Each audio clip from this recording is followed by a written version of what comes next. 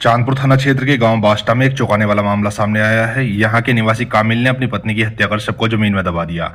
आरोपी को हिरासत में लेकर जब पुलिस ने सख्ती से पूछताछ की तो उसने ये चौंकाने वाला खुलासा किया। कामिल ने बताया कि उसने लगभग 1.5 साल पहले अपनी पत्नी आसिफा की हत्या कर सबको जमीन में दफना दिया था। पुलिस ने आरोपी की निशानदेही पर गांव बास्टा के पास तालाब किनारे खुदाई शुरू करवाई।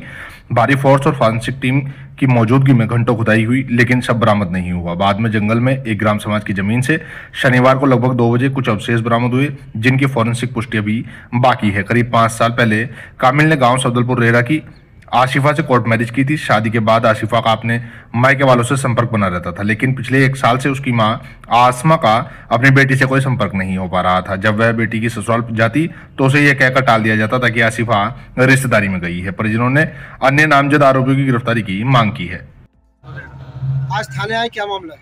थाने आए थे, हमारी सिस्टर की जो शादी हुई थी अब से 3-4 साल पहले शादी करी थी। कहाँ पे? मेरी बास्टे में। तो उधर से उन्होंने उसकी अब 1.5 साल पहले हत्या करके और दबा दिया गया। तो आपको कब मालूम पड़ा हत्या का? हमें हत्या का पता चला है होली के टाइम पे, होली से 1 दिन पहले। तो हमने थाने में रिपोर्ट करी जाके एसपी साहब के पास। तो वहाँ से उन्होंने जाके रिपोर्ट दर्ज करी। उसके बाद एक बंदे को उठाया, उनने बताया हाँ मैंने मार दी, मेरे भाई ने मारी और मेरे परिवार ने सबने मिलकर मारा।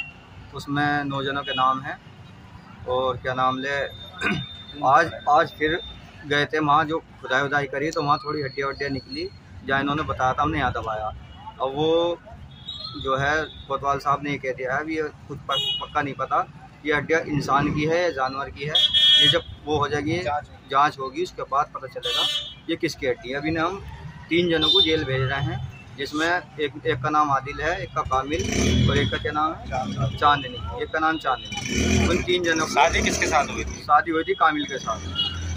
कामिल के साथ में शादी हुई थी। तो अब ये हत्या किसने की है? हत्या पूरे परिवार ने मिलकर करी इनके साथ, कामिल ने और आदिल ने और भूरे ने, चांदनी ने, साहिबा ने और शिबा ने और साबू ने। अब हम ये चाहते हैं, हमें इंसाफ चाहते हैं, बस ये है इन सबको जो इनमें शामिल थे इनको सबको सजा हो और हमें जो है जो चीज़ भी हमें बरामद हुई वो हमें दी जाए, ताकि हमें लाश हो जो भी है सब लड़की का हमें मिलना चाहिए। उसका बेटा हमें मिलना चाहिए, जो बेटा है एक लड़का उसके पास 2.5-3 साल का।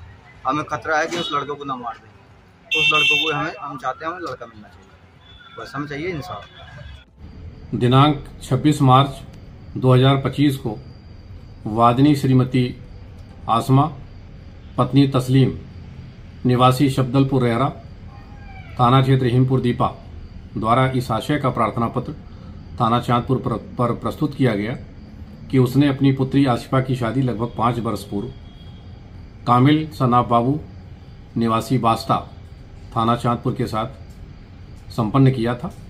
पिछले 1 वर्ष से उसकी अपनी पुत्री आसिफा से बातचीत और मुलाकात नहीं हो पा रही है। उसको इस बात की आशंका है कि आसिफा के पति और उसके ससुराली जनों द्वारा उसको कहीं गुम कर दिया गया है।